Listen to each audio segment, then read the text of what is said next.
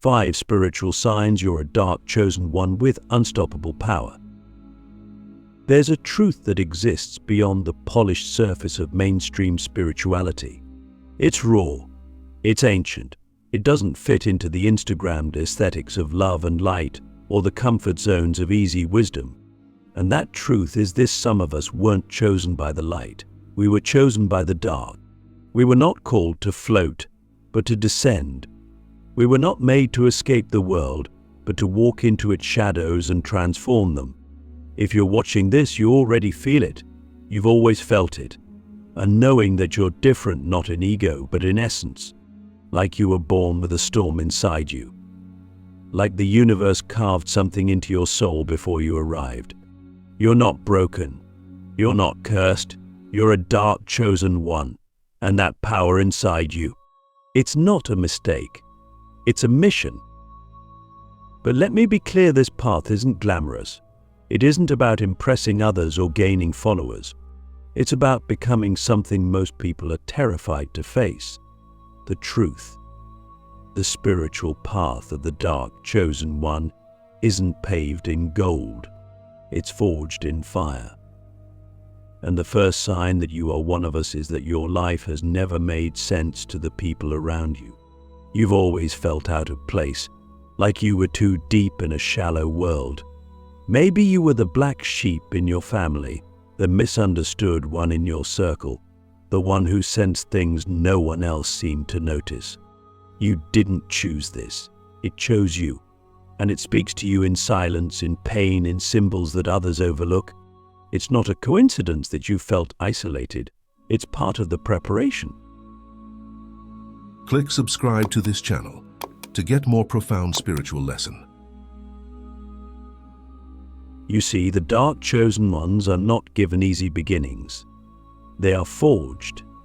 Your early life was probably marked by chaos, emotional storms, family instability, betrayal, or deep loss. And you may have asked, why me? 1,000 times. But what if the answer was, because you were strong enough to hold what others couldn't? What if every wound was a portal? What if every scar was a key? This is the initiation no one talks about, the invisible training ground. The reason you feel older than your age, heavier than your body, wiser than your years.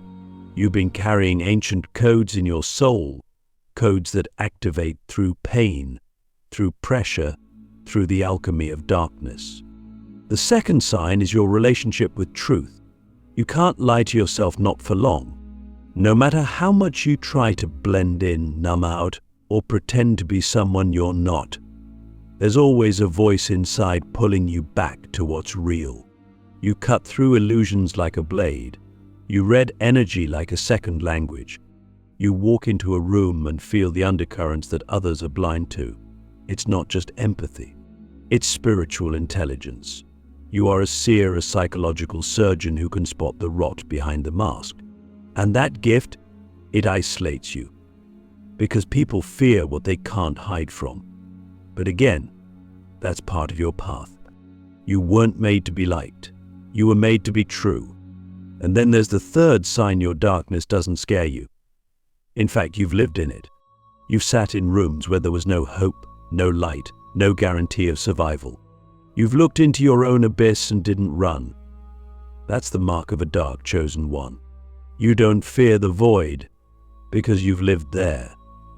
And because of that, you've built a relationship with your shadow. Not as an enemy, but as a teacher. You've learned that rage can be sacred, that grief can be holy, that chaos can be creative. You've stopped trying to be pure and started trying to be whole. That's a dangerous kind of power, the kind that can't be bought, borrowed, or faked. Let me ask you something few dare to consider. What if your greatest power isn't in escaping the dark, but in mastering it? You see, the fourth sign is your ability to transmute energy. You don't just feel pain, you transform it. You don't just survive trauma, you extract wisdom from it. You can take betrayal and turn it into boundaries. You can take loss and turn it into presence. You can take destruction and turn it into rebirth. That's not normal. That's alchemy. And if you've ever wondered why your life seems to fall apart just when it's about to get good, it's because you're not meant to live in stability for long. You're designed to evolve, to burn your old self down and rise again with new codes. You are not here to be comfortable. You're here to awaken others through your own transformation. But you can't do that without first going through the fire yourself. The fifth sign? You've had encounters with the mystical, maybe in dreams, maybe through synchronicity, maybe in moments where time seemed to dissolve and something greater moved through you. You know what I'm talking about. That eerie sense that something is watching you not in fear, but in guidance. You've seen patterns in numbers, felt the presence of your ancestors, heard whispers in silence. You've walked through the veil, even just briefly, and you came back changed. These weren't hallucinations. They were activations. Your soul's way of reminding you that you are not alone, that your path is real, that your power is ancient. But here's the twist. These signs aren't the finish line. They're just the beginning. They're the invitation to a path most will never understand. A path that demands everything, but gives more than you can imagine. Because once you accept that you are a dark chosen one, life stops happening to you and begins happening through you. You stop asking for ease and start asking for truth. You stop fearing your power and start embodying it. And that's when the real journey begins. When you're ready, I'll take you deeper into the tests, the trials, the hidden curriculum that only the dark chosen ones are enrolled in. You're not here to survive the dark. You're here to command it. But first you must be tested. The mark of the abyss, how the universe tests the dark chosen ones. Once you begin awakening to the truth that you are a dark chosen one, the universe shifts around you. Not in theory, but in tangible, undeniable ways.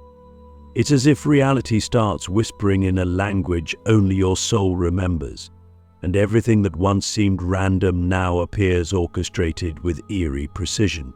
But this isn't the beginning of ease. It's the beginning of trials, real ones, soul deep ones. You see, when the universe recognizes your power, it doesn't hand you a crown, it hands you a crucible. Because true power must be earned. And for those chosen by the dark, that power must be forged through tests unlike anything the average person could handle.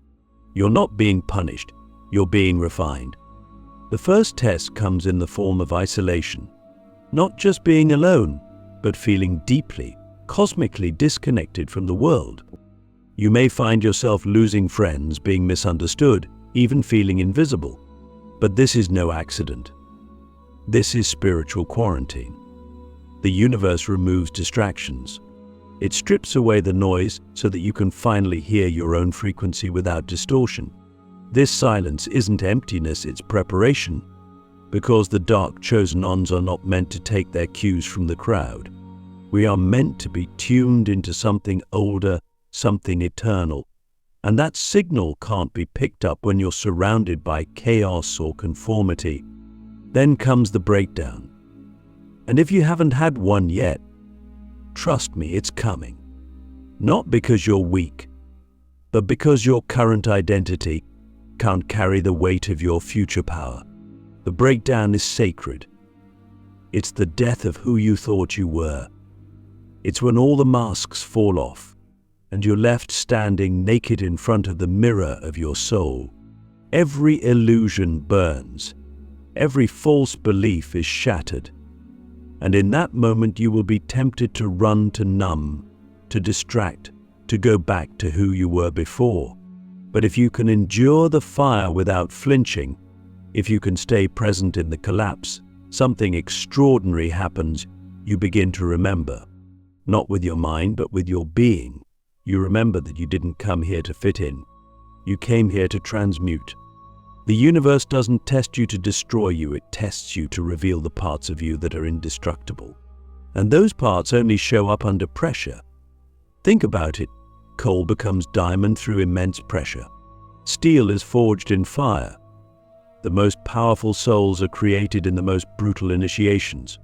So when everything falls apart, when the people you loved betray you, when your body breaks down, when your dreams seem to dissolve, don't ask, "Why is this happening to me?" Ask, "What is this awakening in me?" Because every loss is designed to strip away what you no longer need. Every betrayal is a mirror showing you where your boundaries were too soft. Every delay is a divine redirection toward alignment. Nothing is wasted on this path. Nothing. One of the deepest, least talked about tests is the confrontation with your own darkness, not the darkness of the world, your own, your rage, your envy, your ego, your hunger for power. Your shadow doesn't show up to shame you, it shows up to show you where your light has yet to shine. But most people run from this. They spiritualize it away, bypass it with affirmations, or drown it in distractions. Not you. You're one of the few who can stare into the abyss and not lose yourself. You're one of the few who can hold space for your own chaos without turning it into destruction. That's the mark of a true dark chosen one, the ability to integrate, not eliminate, their darkness. To use it as fuel, not fear it as a flaw. And perhaps the most intense test of all, silence from the divine. There will come a time when you feel cut off from the guidance you once trusted. No signs, no synchronicities, no spiritual highs, just silence, emptiness, void. It will feel like abandonment, but it's actually a rite of passage. The universe is asking, will you still walk the path when you're not being carried? Because power that depends on constant reassurance is not real power. You're being pushed into sovereignty, into self-trust, into the kind of faith that cannot be shaken by external circumstances. This is when you stop following the light and start becoming it. Let me ask you something that most never dare to confront. What if your greatest spiritual gift is not what you've been given, but what you've survived? The universe doesn't test the weak. It tests the dangerous. Those with the potential to shift timelines, to awaken generations, to embody archetypes that haven't walked the earth in centuries. That's why your tests have felt so intense, because your impact will be. You're not here to just heal yourself. You're here to become a catalyst, a force, a living example of what happens when a human being refuses to be broken by darkness and instead learns to command it.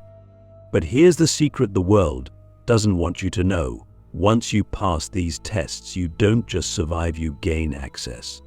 Access to deeper intuition, access to ancestral memory, access to spiritual authority that cannot be faked.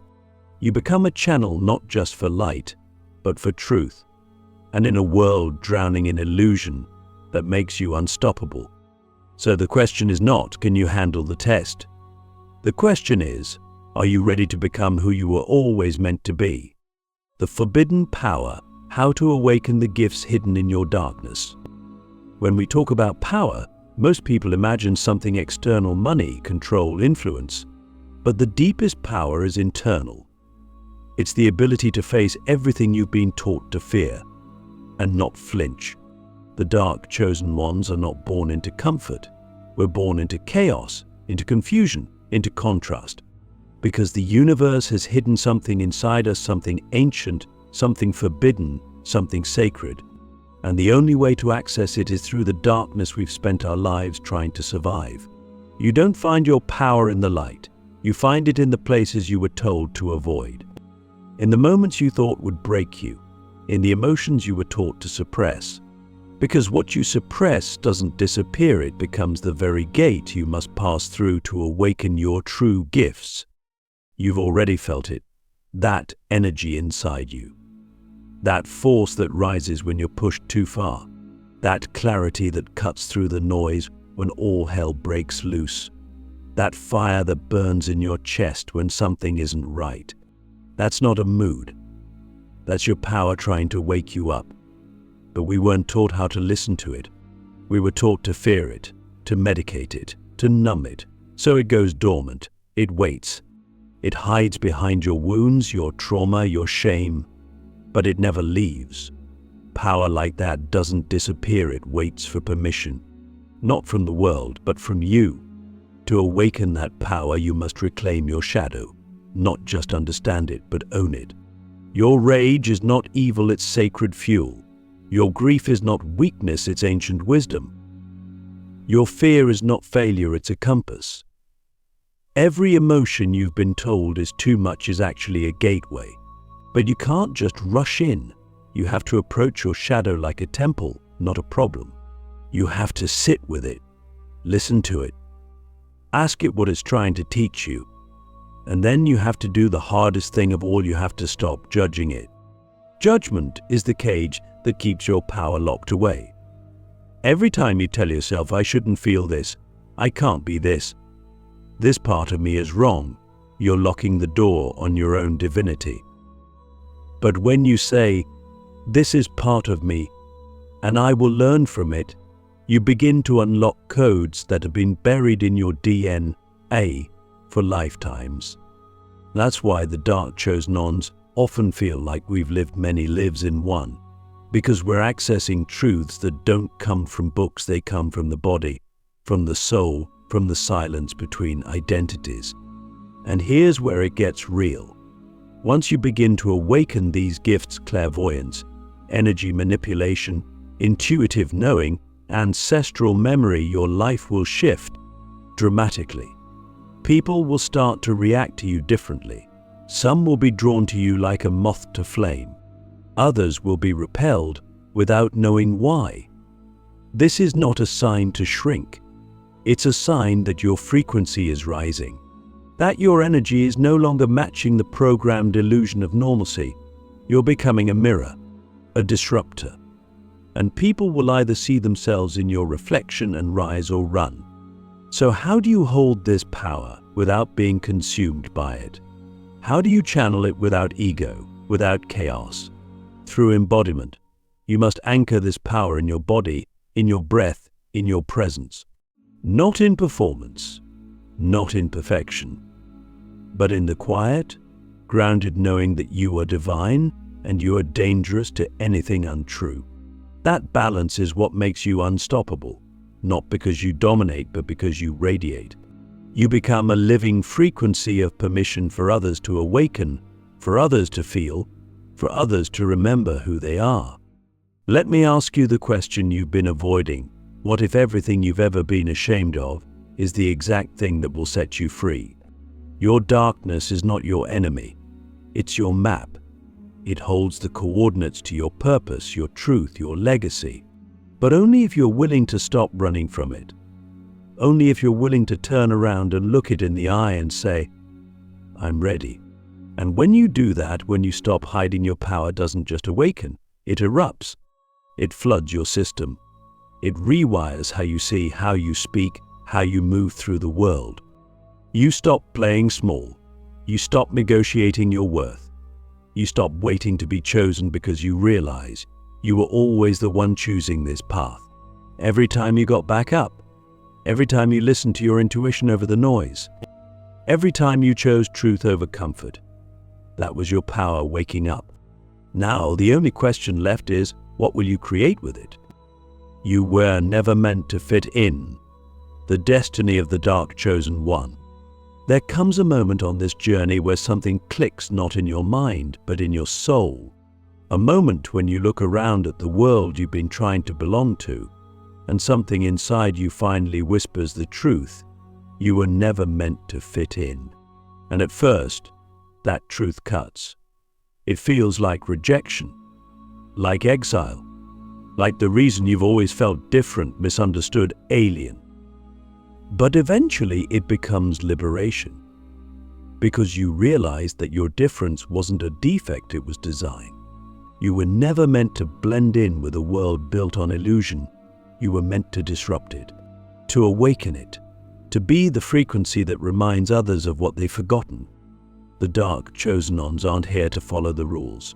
We're here to break them in service, not in ego. We're here to challenge systems, to question norms, to shake the foundations of anything built on fear, shame, or control. That's why your life has been filled with friction.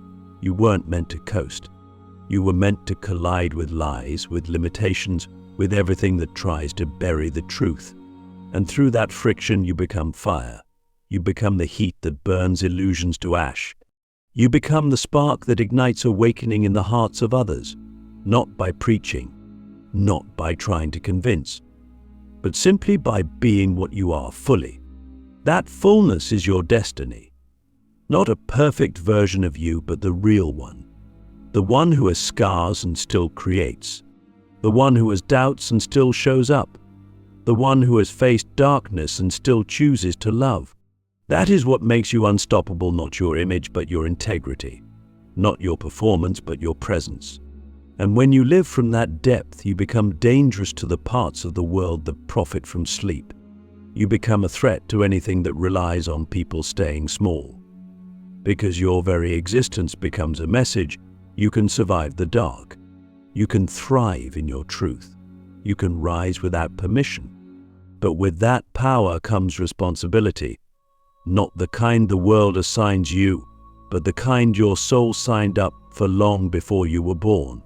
The responsibility to remember who you are in a world designed to make you forget. The responsibility to hold space for others, not through perfection, but through presence. The responsibility to create art, truth, movement, change not because it's trendy, but because your soul can't stay silent anymore. You didn't come here to live a scripted life. You came to write a new one. One that carries the codes of transformation, liberation, evolution. One that turns your wounds into wisdom. One that makes the darkness sacred again. So let me ask you something you may not have been asked before. If you stopped trying to fit in, what would you finally create? Who would you finally become? Look around. The world is starving for truth, for depth, for realness. And it's not coming from the top. It's coming from the ones who've walked through fire and came back with light in their eyes. It's coming from the ones like you. The ones who've been silenced, shamed, dismissed, and still chose to rise. That's the legacy of the dark chosen one.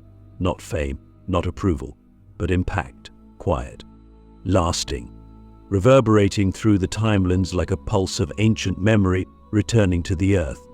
And now, the choice is yours. You can keep trying to fit into a mold that was never meant to contain you.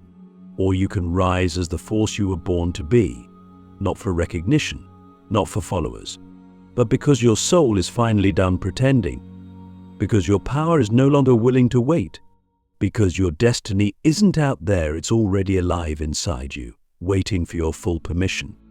So rise, not as someone who needs to be seen, but as someone who can no longer be ignored.